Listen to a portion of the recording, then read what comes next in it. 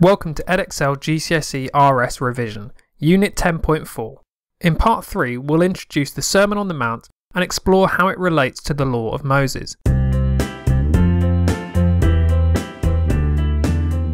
Let's go back for a moment to the Ten Commandments. These laws given to Moses were fixed, quite literally set in stone. But fairly quickly the Jewish people sought clarification about how to interpret the laws. For example, Moses, you say do not kill, but what about if it is in self-defense? Or you say do not steal, but what if my family are starving? Moses, as the recognized leader and authority, responded to these what-if questions. Some of these related to moral commands, while some related specifically to how the Jews would worship God. Over time, as Moses gave more answers to these what-if questions, his answers were collected together and written down along with the Ten Commandments to form the 5 books of Moses, or the original Torah. Altogether there ended up being 613 commandments which collectively were called the Law of Moses. Since these laws were written by Moses, they were accepted as having authority for all the Israelites. However, after his death, his responsibility for interpretation, what became known as the Seat of Moses, was passed on to Joshua, his successor. The what-if questions, however, kept on coming, and so Joshua and his successors continued to give answers or interpretations of the Law of Moses.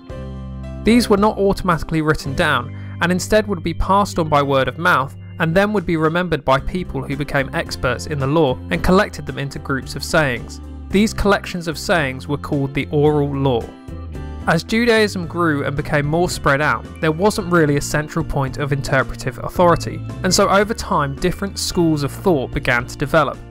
By the time of Jesus there were lots of different groups who each believed they had the correct interpretation of the Law of Moses and the oral law. For example, there were groups such as the Pharisees, who believed in a strict adherence to all of the oral law in minute detail.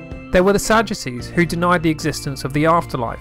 There were the Essenes, a monastic group of whom John the Baptist may have been a member.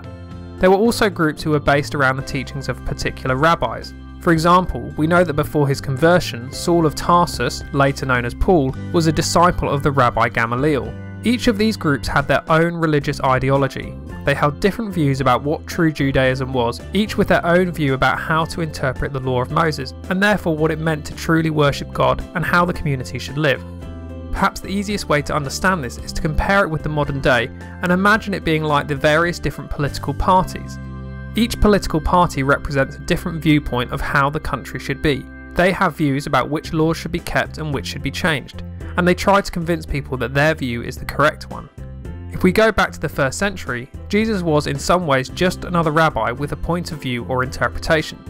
So as he travelled preaching, gathering followers, people would be interested to hear what his take on the Law of Moses was. This is why so many questions in the Gospels are about the law or the commandments, and the Gospels record many of Jesus' answers.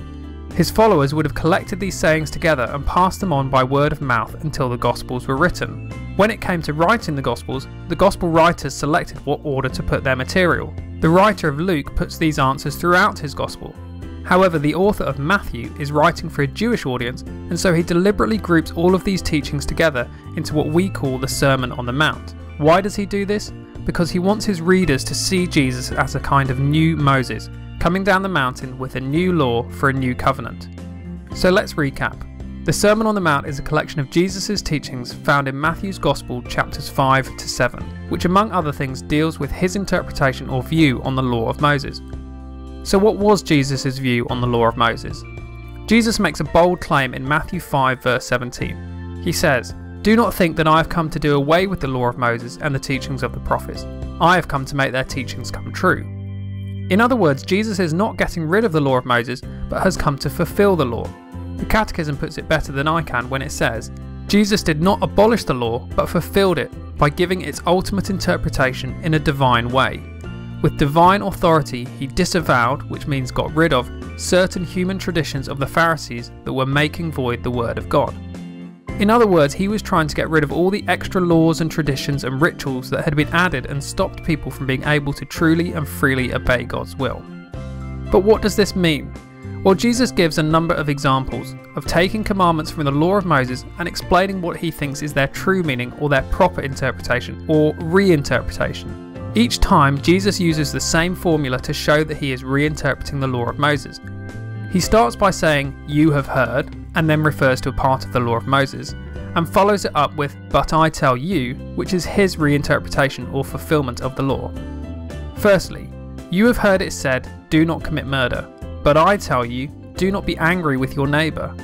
Jesus says it is not enough just to be able to say, "Well, at least I've never killed anyone," but rather his followers are being called to learn to reduce their anger so they can settle their disputes without resorting to violence or someone else's intervention. Secondly, you have heard it said, "Do not commit adultery," but I tell you, anyone who looks lustfully upon another has committed adultery in their heart. For Jesus, adultery, as with most sin, is something that begins with temptation. Some people might say it's okay just to look, but Jesus warns against this mindset, teaching that what starts as small or innocent can lead down a path to adultery. He goes further, saying that a person must take radical action to avoid temptation which leads to sin. He says, if your hand causes you to sin, then cut it off. Now, while Christians may not take this literally, they can still take on the spirit of this message, which is, if something in your life is causing you to sin, then try to avoid it. Thirdly, you have heard it said, "An eye for an eye," but I tell you, if anyone slaps you, let him slap your other cheek too. This is quite a radical teaching, as it calls Christians to respond to violence with non-violence. Some might see this as undermining the concept of justice, but the example of Martin Luther King shows that the path of non-violence can be very powerful. He said, "Darkness cannot drive out darkness, only light can do that. Hate cannot drive out hate, only love can do that." Fourthly, Jesus says, "You have heard it said, 'Love your friends, hate your enemies.' But I tell you, love your enemies and pray for those who persecute you." Similar to the last point, Jesus calls his followers to not retaliate with those who antagonize them, but to pray for them and to seek to love them. He says there is nothing special about only loving those who love you. Even the tax collectors do that. Thanks for watching. I've been Mr. McMillan. That's the end of part 3. Please remember to subscribe, give the video a thumbs up, follow me on Twitter and download the podcast.